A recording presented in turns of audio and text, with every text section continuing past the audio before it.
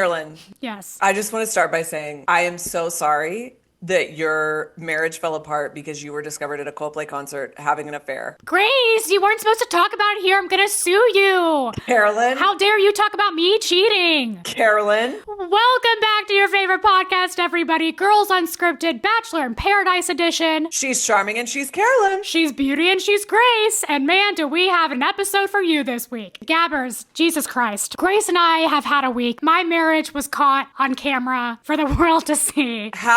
Legally, how is it going for your family right now? I just don't know how they had the audacity to catch me cheating. I want to say, for funsies, mostly because I'm a masochist, I follow this like weird sect of internet personalities in the like life coaching girl boss world on Instagram. So there's some commentary on the internet that I've really been enjoying because it's so unhinged. That is, we need to have compassion for these people, and it's sick that we're turning their lives into a meme.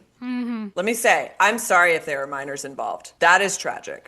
But the notion that we should have sympathy for these people who chose to make this decision fully, they have complete agency and autonomy of their bodies. They made this decision and they got caught. Well, that's the thing. Aren't they suing now because they were like, I wasn't asked to be on camera? Well, there's also, this is interesting because there's a bunch of like AI generated letters going around. Oh, really? Oh. A statement from his wife came out this morning and it was fake. And we know it was fake because it had the long hyphen in it, which is a ChatGPT giveaway. Oh, interesting. I don't even use ChatGPT, but a friend of mine who does told me that. I also, if they are as high up in tech as they are, they should probably know that when they bought the tickets, there was fine print that said, by showing up at this venue, you consent to be filmed. Oh, the whole thing is bananas. Forget about the cameras. You're at a concert with tens of thousands of people that you're not going to run to anyone you know, possibly, or see a picture of you. There was they were in blatant sight. And I'm looking for people I know when I'm at the Dallas airport. Like anywhere I go, I expect to see someone I know. I don't know if that's a Southern thing, but like, the audacity of these people to show up to this concert and be like, we won't get caught. At least like stay in your box, you know? Don't go outside on your balcony portion. I don't understand it, but I do feel bad that there are families involved. However, the kids, they literally just did TikToks that were like, my dad is this dad. Boom, tons of followers. So it's like, boom, now, they have a career now if they want it. Carolyn, which cast member from Bachelor in Paradise do you think would get caught in a box at a Coldplay concert, and why is it Brian? I literally was going to say Brian. Jeremy also flashed through my head as well. Why is it Brian, though? Why is it Brian? Is it because the small data of behavior that we've seen has been akin to that of having an unfaithful relationship? Okay, if you want a scientific answer, yes. If you want something that comes from my nervous system and my bone marrow, it's also just, it's fucking Brian. And listen, based on no one on the show, tell me I'm wrong, no one on the show has led anyone on like he led on Zoe. And leading someone on is deceptive behavior. What is having an affair? Deceptive behavior. I would argue this episode, Keith gave the leading on a run for its money. You know, you're not wrong, except I trust him more than Miami Brian because he's a girl dad. He is a girl dad. Brian doesn't have that to his name yet. We should go in chronological order of the show. Yes. Breaking it down. It's only 2 hours this week. Watch us record this episode and then find out we have 2 more hours tonight. Jesus Christ. I literally, I Googled it on like Google AI, whatever it is now. I was like, no. It's only 2 hours from here on out. Like, I feel like a lot of people have been Googling, like, why the fuck is it so many hours? Well, on my Boomer Dad's TV, I looked at TV Guide for tonight, and it's not on tonight. So I did the like analog version of checking the TV Guide. By the way, Gabbers, he doesn't have any kind of DVR because he refuses to pay for it. And so I had to go pick up my brother from the airport last night in the middle of the rose ceremony. And I said, Dad, I need you to take notes. Yeah. And he was like, I'm not going to do that. I want to watch Scandal. And I was like, will you please just watch till the end of the rose ceremony? So will you be reading some of Big Daddy's notes on this? Well, he wasn't like my mom. God bless her. My mom would do this truly when I was in high school and I had rehearsal late at night. She would take notes. May she rest. And it was shortcoming, but he did, I'll tell you about the phone call because he called me to tell me what happened and he built suspense properly. But before we get into the exposition of actually what happened in the show, I just want to say a quick word about the opening. Yeah. The opening music. It's a little bit season 3 of White Lotus for me. Yeah, I can see that. It's a different vibe, but I'm still going to watch the show. Are you saying you're still going to watch the show in spite of the different music? Much Because like we were still going to watch White Lotus despite the different music? So many people were whining so vociferously about the music in White Lotus, the opening music changing, but like, y'all, we're all still going to watch the show. I will say their intro is long as fuck. I mean, they really chose a strange way to do it, which is like, let's do a time lapse of everyone having their own moment to come up to the camera. When they have, 20 cast members to do this is a choice. But it is fun. It also is like easy as fuck. They literally put a camera there and we're like, whenever you have 5 minutes, go do something over there. We don't care what. Just something and then walk away. I think they were throwing darts trying to find something that worked, that was different. Yeah. And like totally. it doesn't not work. Is it hitting it out of the park? No. We're gonna watch anyway. We're gonna watch anyway. I'm not gonna fast forward because I can't on my dad's TV. Right. Grace will never fast forward. I will likely do next time. Now, Carolyn, if you were to compare April to an animal, what animal would you choose? Well, I mean, this is a biased question because I've been biased with her own opinion, which is of a cat. I didn't know that a woman could talk so much about a feline on television. I'm going to be honest. Really? I feel like we've had cat people in the past. You know who's like big cat people? Like Hannah Berner, Paige DeSorbo. Now, she used to not be. But no, they don't like act like cats and purr up on... It truly was the cat. Like she with Jonathan in the opening of the show, in the first like 5 minutes of the show, it was as though she were 3 years old and said, let's play cats. Which is why I love her. April gives Kim Richards energy to me from Real Housewives of Beverly Hills. In terms of like the chaos and the slight unhingement of like you're not quite sure what she's going to say next, but you're probably going to love it. I like April. I'm curious what she must have been like as a young, because so much of her kookiness, we're just like, yeah, she's in her 60s. I don't know. I'm not getting that. It sounds like she always has had a propensity to act as That's what April. I'm saying. That's what I'm saying. But what was she like when she was 30? Were people like, is April okay? Why does she have a Cupid's bow? But they're like, April's got a Cupid's bow. She's 60, Exactly. April tells Jonathan she's a cat. April tells Jonathan she's a cat. Jonathan tells April, okay.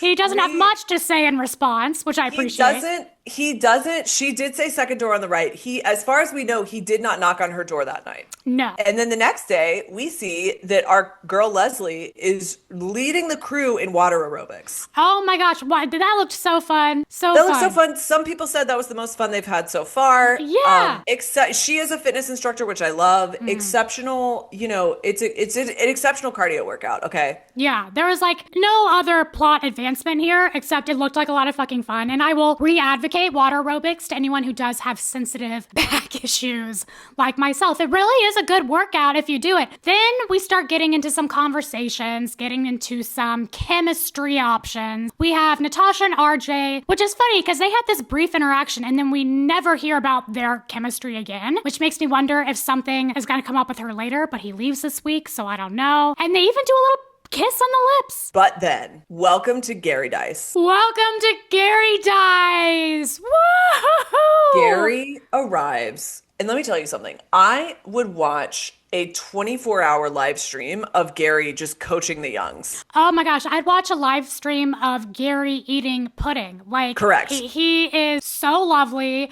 66, Palm Desert, retired finance executive. We love all of those things. I love this man. Welcome to Gary Dice. Like, I hope he stays for a while. And I'm pissed he wasn't there sooner.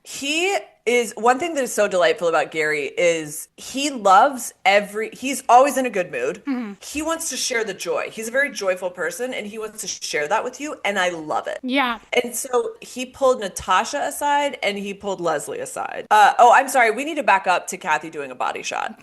Our girl. It was Kathy's birthday and she had never done a shot before. And if you've never done a shot before, and you're in your 60s, I guess the answer is you must do a body shot. And may I say, her mobility was excellent. I mean, she was basically like in a plank position, like bulletproof rotator cuffs. Well, for someone's first time doing something, I mean, that A for effort and execution. I was like, I hope Kyle doesn't watch this because he's going to be like, well, see that septuagenarian is crawling on top, doing body shots. Like, what are we doing? We could do a flip in our wedding dance, babe.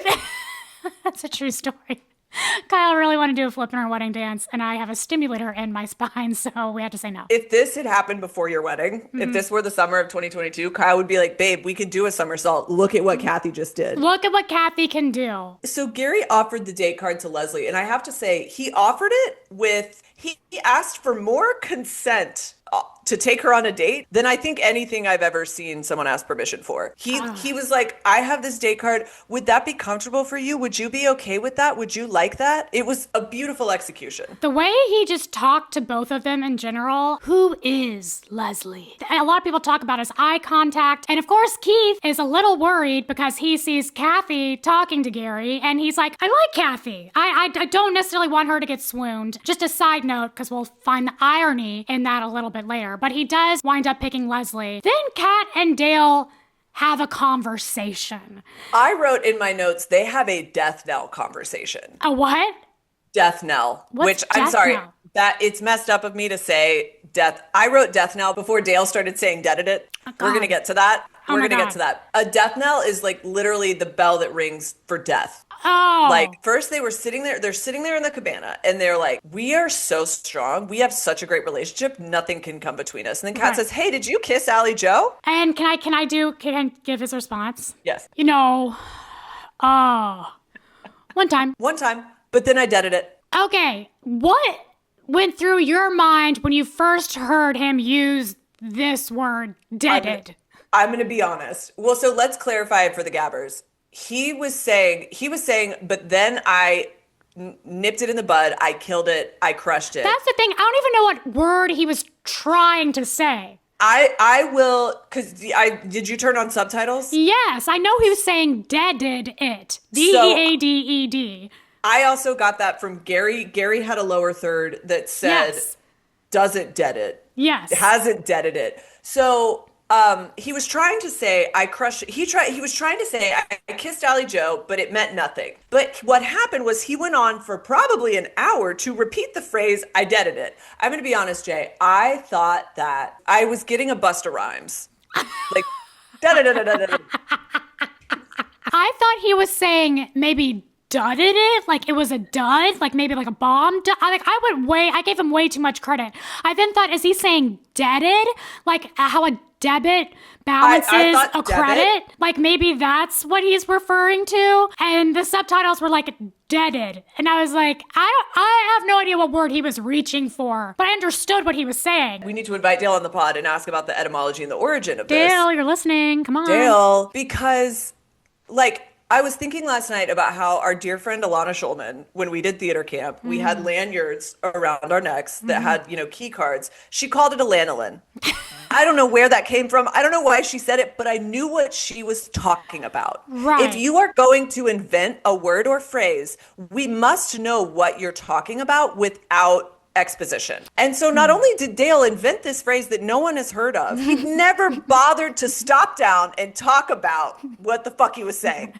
Can I say, yesterday was one of those days that just like nothing was going right. A lot of things were going wrong. And I was watching this, and this was like the only thing that genuinely brought a smile to my face. Because it was so weird. And the amount of times he said it, and the amount of times people genuinely were like, wait, what did he say? And I will say, I feel like Kat handled this very well. I would have like spun off the handle and been like, what the fuck are you talking about, you dumb football idiot?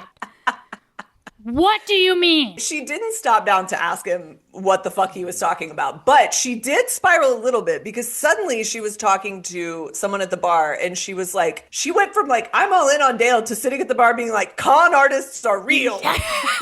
Like she was ready to blame Dale for the death of Jean-Benet Ramsey. She went from 0 to con artists are real in 10 seconds flat. You know who notices? Jonathan. And he comes swooping in to be the man of comfort in her time of need. And I will say, Grace, this episode, I agree with your assessment that he's the best all around still, in my opinion. I love this guy. Am I wrong? No, you're not wrong. Nope. Yeah, I do.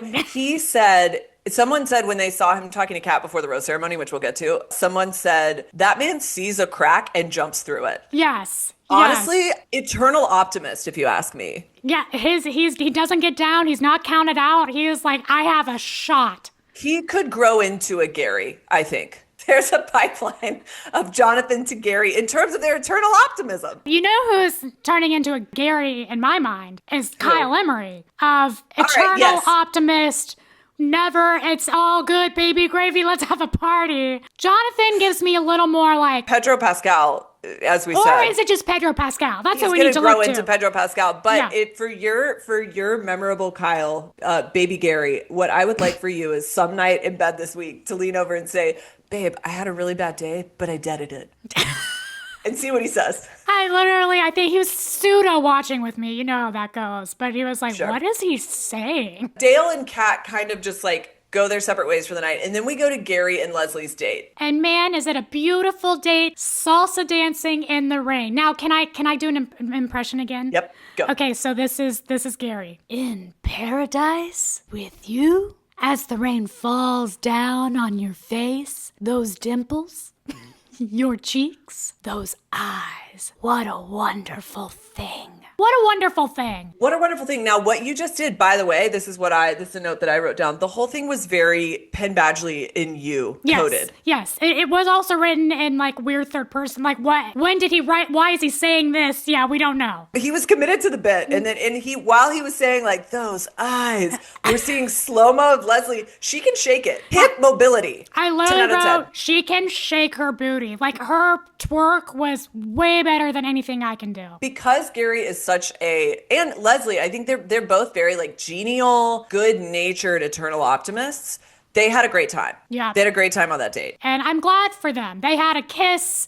They had the rose in the mouth. I mean, it was all very romantic. And Gary, they get a little vulnerable with each other. And Gary says, that it's okay for Leslie to let someone else to lead. Now, there's a little bit of, I was like, I wonder how Grace feels about this conversation. Thank you. Thank you for your consideration, sister. Because it's like, I don't think lead was the right word, but help take care of you, I think could have been a better term. He was basically saying, like, it's okay to lean on other people. Yes, exactly. What I would say to Gary, I don't know the gender of Gary's children, but it's not giving girl dad. It's not giving girl dad. Because what my father knows is that if he said that, my response would be, great. Have you found that leader yet? Have you found the person that I can rely on yet? Because so far, I was thinking about this the other day. Gabbers, I'm single and I'm not dating right now. My rule is if someone asks me on a date, I'll say yes. I'm looking at you, Jeremy. But Jeremy? Yes, I said what I said. I forgot you have this thing with, sorry, fuck. Stick to the bit. Jeremy's old, I'm old. Yes. He's my love. He could be my golden bachelor. But the thing is, people that, especially boomers, look at me and they're like, why don't you want to date right now? Asking me why I don't want to date right now is like asking someone in a food desert why they're not a foodie.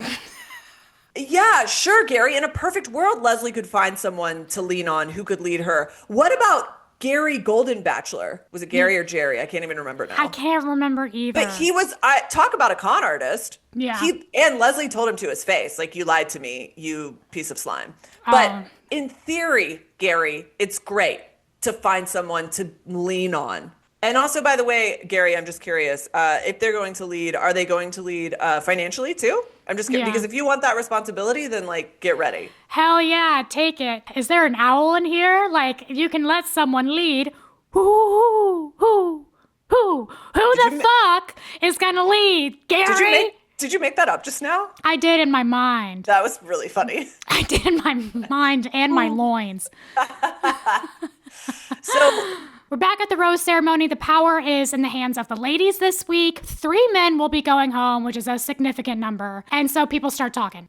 This is another great one from the editors. We see a countdown. We see 3 hours till the rose ceremony. Yep. And when I saw that we had 3 hours till the rose ceremony, I knew that the hinges were coming off. I knew we were going to get unhinged because I was like, if they're telling us how many hours there are till the rose ceremony, we're about to see some meltdowns because they want us to know how crazy it is that this is right before the rose ceremony. Yeah, no, we're already at 2 hours before the rose ceremony. 3 hours was when they were 3 hours was like a long time ago. Rain. Yes. Yep. I mean, like, we've been counting down this whole day because it's been a day. Alex and Andrew talk. We get a peep into their relationship. Oh, Alex. I wrote she was manic, but not fritzing. She wasn't fritzing. No. She held it together. But then did you see, as they got up, she said, my bleep bleep is sweating. Mm-hmm. I don't want to know what she was referring to. It did seem like it was 2 words, but I don't want to know. All of her was sweating, I'm sure. But Andrew made a face. Did you see his face? I think he was surprised. I mean, I thought it was like the C word or something that like,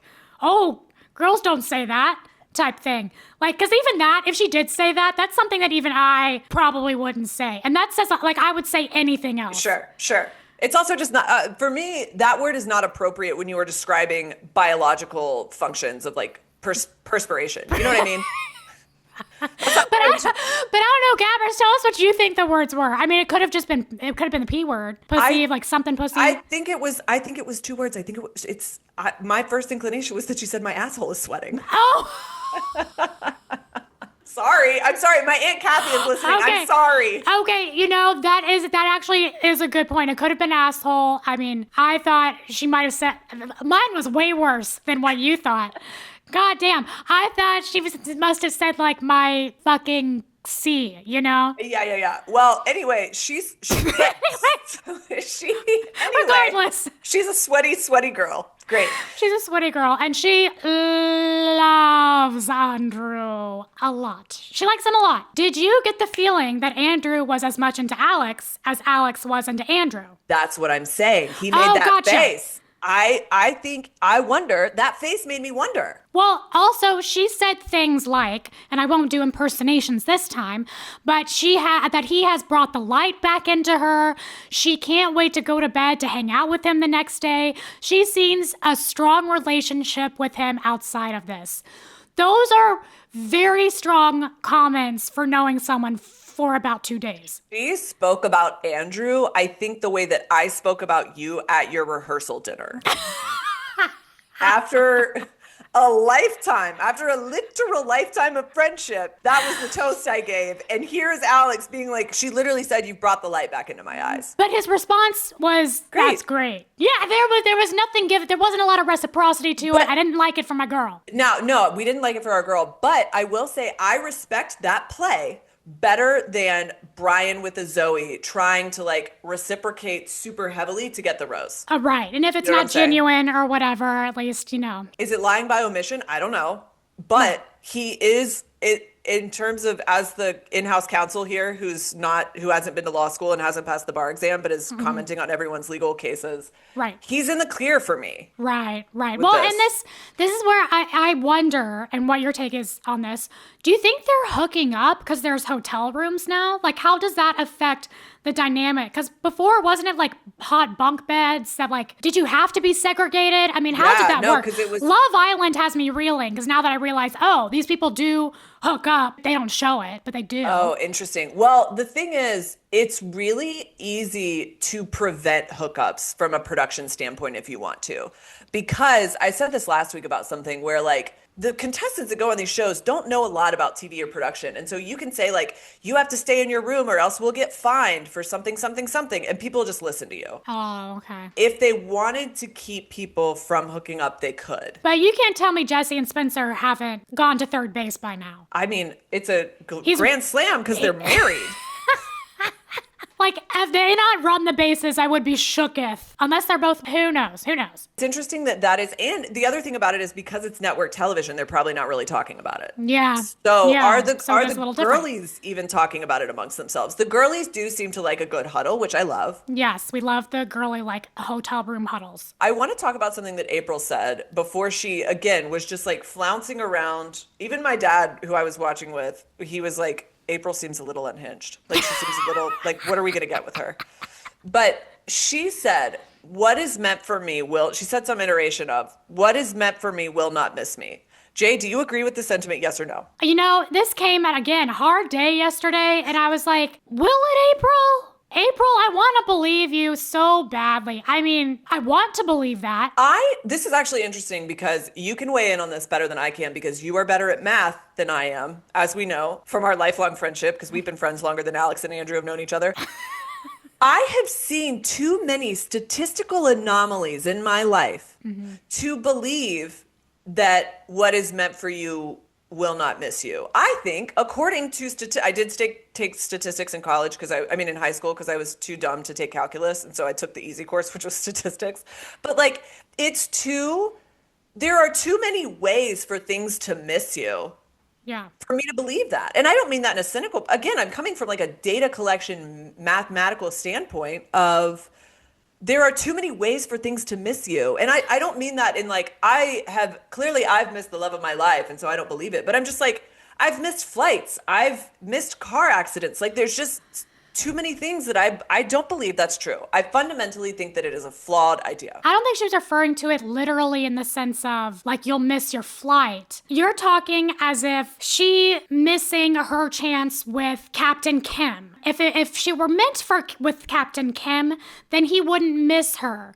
Now, because inherently she is not meant for Captain Kim, then she didn't miss him. Therefore, statistics aren't. Yeah, she's saying there are no statistics. Basically, she's saying statistics don't exist here. She's saying if it doesn't happen, it's because it wasn't meant to happen. Therefore, it's like null and void. And I agree with you. And also, I think she is obviously talking about love and fate and not missing flights. But we do miss flights sometimes, okay? Mm-hmm. I don't know.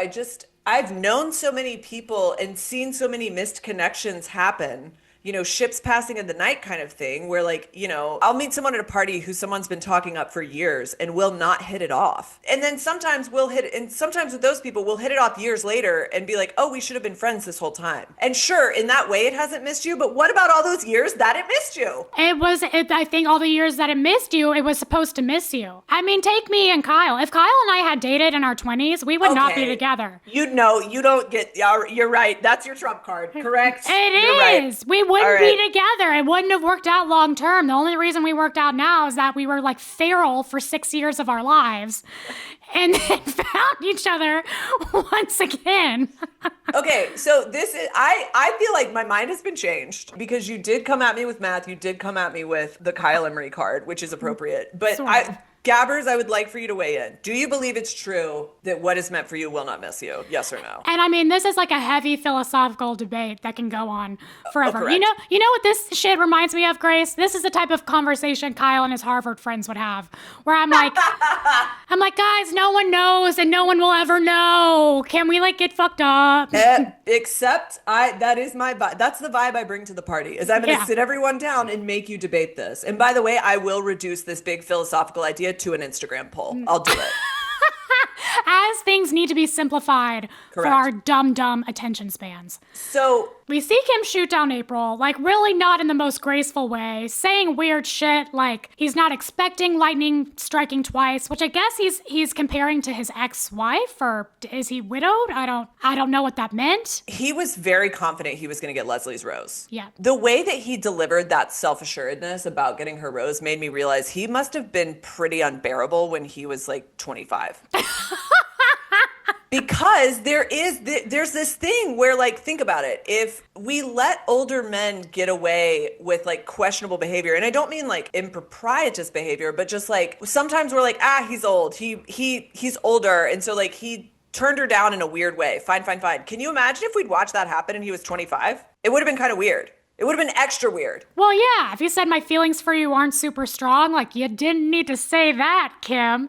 But it also is giving I haven't dated in a long time and I'm used to being, it does give cocky frat boy that hasn't been around for a minute and is just now like back in the game. I totally agree with that. Natasha and Gary have a conversation, which is interesting. They talked a little bit before, and here they have some Gary fun times. They're dancing, grooving, laughing. Natasha is feeling Gary, because who isn't? Truly. And he says she's the gasoline that gets the car running. Yes. Gary's connection is genuine. Yeah. It's earnest and authentic. Watching it, you're like, oh, obviously Natasha should let Leslie give Gary the rose. Yeah. And Natasha should keep around someone better than Kim. Yeah. That's what wound up happening. We see April talk to Jack mid-sentence. April was mid-sentence with Cupid's bow, and Jack just starts sucking her face. But April makes it seem like that he has saved the day. I think she literally even says that of, oh, you've made my night great. You don't have, I think she said something to the likeness of, you don't have anything to worry about. You're far and ahead above everybody else. I wish that he wouldn't have gone for the kill mid-sentence. Like, my brother in Christ, she was still speaking. Well, it wasn't even mid-sentence. It was like mid-syllable, and you could tell there was almost a pullback to finish the syllable, and he just didn't get that cue and just kept going in. Yeah. Like, he interrupted her number. That was strike one, and he did it with his mouth. Yeah. Other than that, like, give her the time of her life. I love it. Also, speaking of, what do we see Bailey and Jeremy do? We see them swap gum. Why? Why did we need that? I don't know if they didn't think cameras were on them or they thought cameras were on them and they were like, let's be cheeky and fun. But not only did they swap gum, Bailey said, do you want your gum back? And then she hawked it into his mouth. And she said, sorry, I think I took most of the flavor out. I'm sorry, is there a gum shortage in paradise? Well, and don't they even have another clip later of them doing it again? Or sharing food or something again? Yeah. So I guess this is just like a cute thing they do, which I mean, I've done before. I don't know if I would do it on television. I mean, I've done like once in my life. I'm not gonna say I've never done that. Yeah, if like Kyle gave me his gum or something, I don't know. I'd be like, yeah. Well, okay, also, by the way, like, if you need to freshen your breath and you're in dire straits and there's a gum shortage in paradise, I get it. Mm-hmm. Also, you know why it's really upsetting to me is because of the heat and humidity in Costa Rica.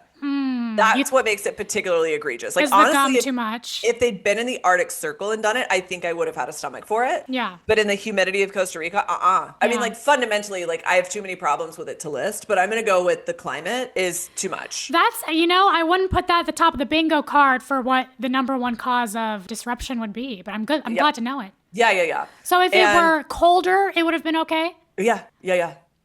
I mean, not okay, but... Is it because it would hit their... Like, if they swallowed it, it would land better, or... No, it's just that they are... It's like a synesthesia thing. I'm imagining myself in their position, and I'm so sweaty and humid and uncomfortable, and then they did this further uncomfortable thing. Gotcha. By sharing gum. That's disgusting. Okay, understood. Thank you for getting clarity, but honestly, it's so troubling to me that, like, I just picked the easiest thing to go with to complain about. No, I just want to understand you inside and out. Who is Grace? Who is Grace? So also, I'll tell you who Grace is. Grace sees Jonathan. Jonathan has shown up to this rose ceremony cocktail party in loose-fitting khakis and a belt, and I have never been more turned on. I was like, this is uncomfortable how cute I think he is. Like, he is so cute. Oh my God. And April pulls him aside and has the weirdest conversation ever. I think this was April, like, low-key trying to shoot her shot to see if there was she was just testing the waters, see if there's any possible world where he would give any inclination that he could reciprocate the longing sexual desire that she has for him. By the way, her body is covered in, like, body glitter, which I'm pretty sure Kat put on her, which I love. Love. Like, I want more footage of them doing each other's makeup. Me too, yes. That's what I want. But she says to him, spiritually, I would jump your bones. If I were a younger woman, actually, she said, if I were a younger woman, I would jump your bones. I mean, spiritually and emotionally, too. Every type of bone jumpage you could have. To which Jonathan is like, April is a very spiritual person, and she said some nice things to me. He handled it so well. And he handled it really well when both Kathy and April went up and started, like, lifting up his shirt. Can you imagine if old guys did that to one of the young women? How much chaos there would be and, like, cancellation? It was straight up objectification, and he handled it. Kathy counted his abs. Yeah. Congratulations, Jonathan. Again, best all around. So we get to the rose ceremony. Almost. We have one more talk. We have one more other, what was your word? Death knell? God, these two. I'm sorry. I talked about their stupid conversation, then I put them out of my mind. Okay. No, the stupid conversation continues. They've, been apart for a bit, have bitched about it, and then they got back together. Dale gets very defensive when Kat says she's not feeling well about the kiss he had with Allie Joe, and it gets ugly quickly. She asks him not to cut her off. He says this sounds a lot like my ex, I would have lost it. I think this is where I think Kat showed restraint, because I would have been a bitch in this situation. And she held it pretty well together. I mean, she was snappy to be like, don't cut me off. But also, he was cutting her the fuck off. You're Dale. right. And what does deaded mean? But what does da-da-da-da-da-da-da? Like, I'm going to do the whole Busta Rhymes rap. Like, that's what he was doing. By the way, when they had that first talk in the cabana and he announced the kiss with Ally Joe, they didn't look each other in the eye one time. Again, that was something he did with Ally Joe. Dale does not like eye contact. That's I forgot they even kissed, to be honest. I was like, did they do that? Did we not see it? And I was like, oh yeah, it did happen. I also didn't think much of it. Let me finish the thought. Like my ex. It's all like my ex, Grace. I'm with Dale in as much as he kissed Ally Joe, it didn't mean anything, and then he chose Kat. And as the legal counsel, they never agreed to tell each other who they'd kissed. You are a stickler for this rule. And this is where I don't know how specifically much detailed they'd gotten into their communication agreement of what is to be told and what is not to be told. But apparently they had some communication that there would be some level of transparency. And I think this is where the devil is in the details. You are right in that of like, was it specifically tell me if you have something with someone else? If that was so, I would say kissing counts as having something with someone else. That is line in the sand as far as my defense of Dale goes. Yeah, okay. Because to be very clear, let me finish. It's just like my ex, Grace. He also, like, my brother in Christ, this is a television show. Right? In what world do you kiss Ally Joe and think Kat's not gonna find out? And also, the way, this is where he starts talking about, I wasn't brought up like this. All right, the difference in backgrounds. Dale, what are you talking about? Just say, this is the other thing with Dale, is say what you mean, babe. Like, what is the difference in backgrounds? He tried to say it. It didn't make sense. But all he was saying was, my background is we don't like to be transparent with other people. You're on a reality show, Dale. That's the point of this. This also further proves that, like, Claire and Dale season was probably so fucked up. Like, I bet there was so much stuff that happened that we don't know about. Because Dale clearly hasn't been on a reality show where he's been honest. Because when an honest conversation came up, he was like, whoa, wait a minute. I did not agree to let my true character be shown, you know? Also, this is what happened, is that Kat got mad that Dale kissed Ally Joe and didn't tell her about it. Mm-hmm. Dale didn't like that. And so he chose to blame two things. Number one, the difference in their backgrounds. Still don't know what that means. And number two, the timing. He said, which is just, those two are so flawed. Philosophically, logically, bad arguments, babe. Because he goes on to say, he basically tells Kat in this pre-rose ceremony fight, he's like, he's basically like, I wish you'd waited until after the rose ceremony. Your timing is so bad. And it's like, okay, if her timing is the problem, then tell her that's the problem and move on. That's not the problem. The problem is you got caught. Exactly. The problem is he wanted her to talk to him tomorrow about it because once he had the rose. Once I had the rose, you could hate on me all day. Don't hate on me and like not give me a rose. How dare you? How dare you like have feelings about me and act on them? I haven't been on like the web today to see like the world's reaction to this, but I was appalled by Dale's behavior. I thought it was so rude and so out of pocket and so tone deaf. It would have been such a red flag that I couldn't come back from it because I think that how people respond, people's reactions are more telling than their actions. Yeah. And that way I would have been like, oh, you can't handle conflict or accountability? No. I'm going to go. No, not at all. And she's thinking about it. Because, you know, who found the crack in the door was Jonathan. There to swoop in. The way he swooped in with 2 glasses of champagne and just made the eye movement to like say, yes, yep, it is me. I am doing this. Do you want to go talk? And that might have been set up by producers. But at that point, I would tell Gary in Garadice, hey, I could let that guy lead. Yeah. I would take my cues from that champagne-wielding, khaki belt-wearing man. Gary, my leader's over there, so I'm going to talk to you later. So we now think that there is a possibility that Jonathan's rose might come from Kat. There's a weird world where it comes from April, but we think her rose is going to Jack, who she sucked face with. But we don't know if Kat's rose is going to go to Jonathan or Dale. And may I just say, it shouldn't go to Dale. It shouldn't go to Dale. No. we get to the rose ceremony. And once again, let me remind you, sister, Spencer's in glasses. Wide brimmed. He's got it in the bag. And by the way, the other thing I realized that's so insane about him wearing glasses is like, my brother in Christ, it's Costa Rica. They must have been very foggy. We'll go through the obvious roses. Jess gave Spencer her rose. Parisa gives Brian her rose, which we didn't even see them at all this episode. And she said, before she gave it to him, she was like, thank you for being vulnerable this week. I'm going to be honest with you. I don't want to know what that meant. I don't want to know what that guy thinks vulnerability is. Like, I went to this club one time and the bouncer thought I was too intoxicated. And so I left. And so thank you, Brian. Bailey picks Jeremy. So they could share more gum. So they could share gum forever. Alex picks Andrew so that she can wake up and talk to him the next morning. So this is where we start getting into interesting territory. Natasha is called, and I'm starting with Natasha for a reason. I'll back up to it. Natasha is called before Leslie, and she picks Gary. Now, as you said earlier, we would have watched this to assume that Gary would be matched with Leslie, and the producers normally match them up so that you can kind of get your first picks, and this was an interesting change of the order for that not to have happened. Why do you think they did that? The thing about it that's so strange is it wasn't dramatic. It wasn't like Leslie and Natasha had beef. Right.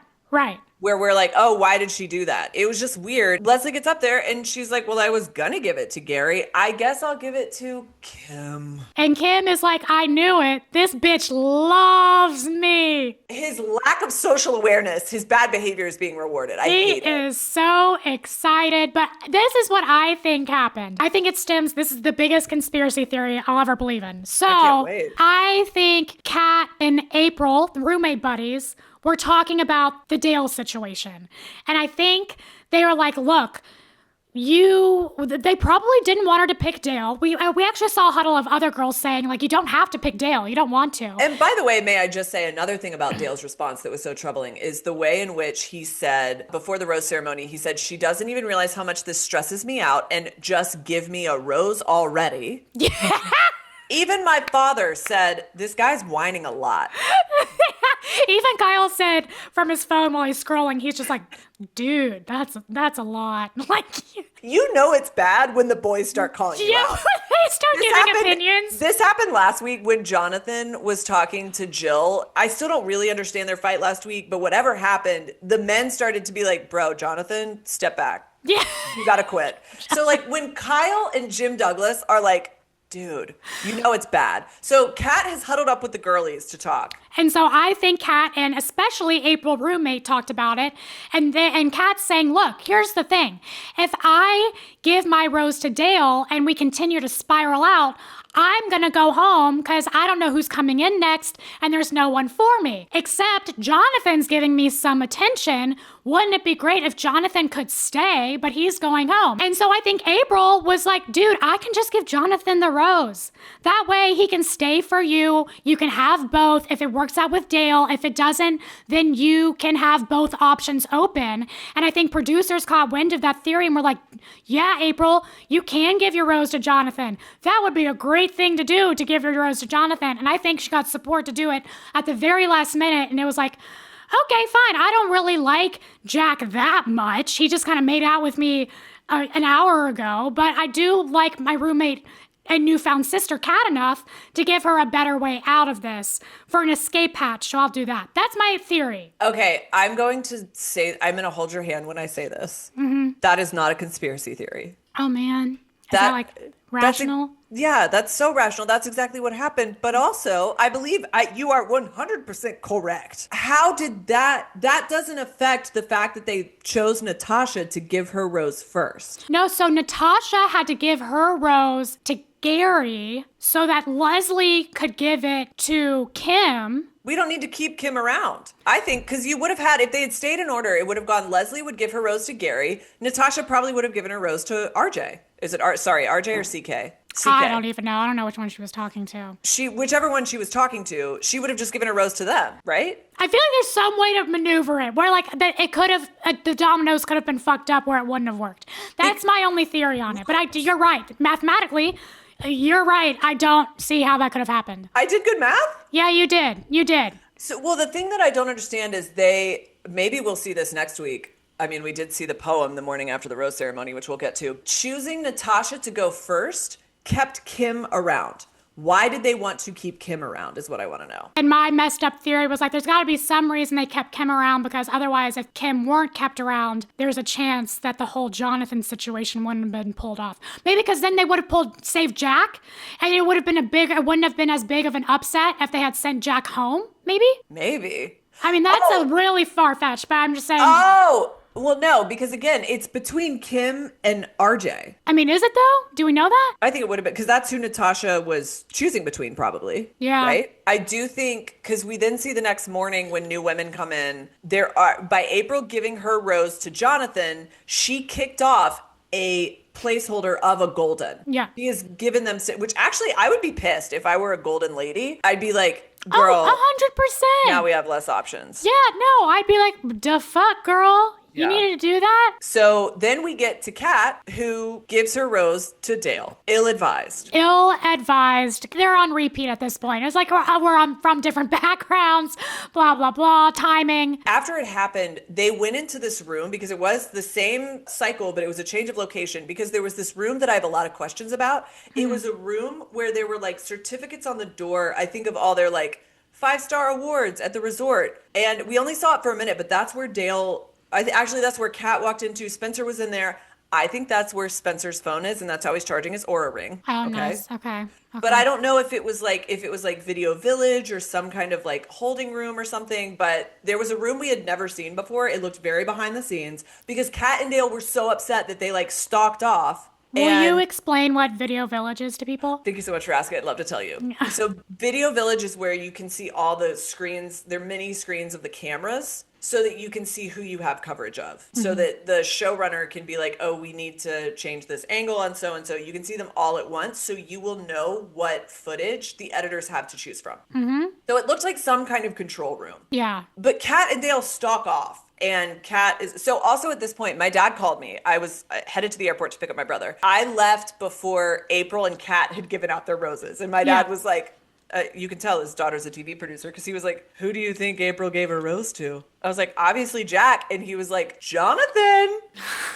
Big reveal. And then he also said... he ruined that. Yep. And then he also said the same thing about... Because when he said Kat, I was like, oh, well then who did Kat? And he was like, Dale. He was like, and now they're already fighting, and Kat wishes she'd never given him the rose. Yeah. Which, like... Not untrue. Not untrue, but I think their plan went into place. And also, right after the rose ceremony, Kat and April sit across from each other, and April says, how did I do?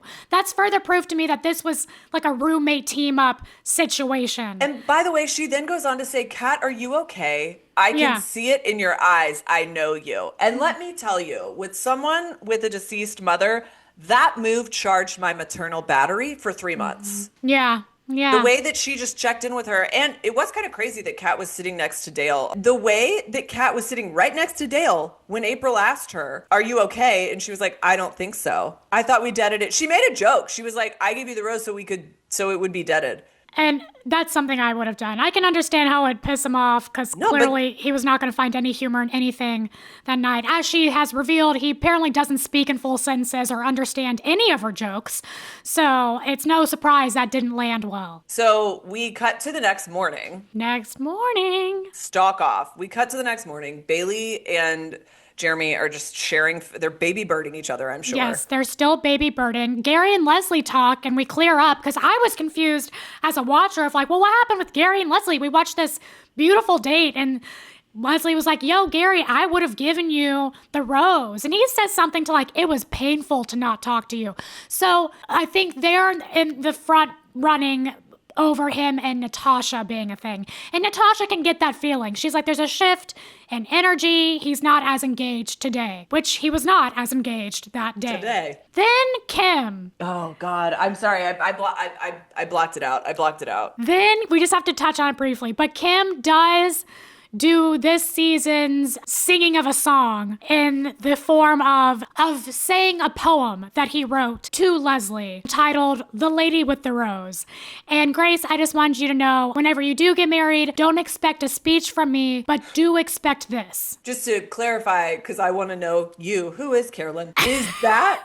When you say expect this, do you mean you will read The Lady with the Rose? Or do you mean you will write a Kim-level, shitty, uncomfortable poem and read it like a foot away from me with terrible intonation? Oh man, well now the latter seems a lot better, but I was just thinking the former. I just wanted to read The Lady with the Rose, yeah. I'm sorry, how dare you? You're too creative for that.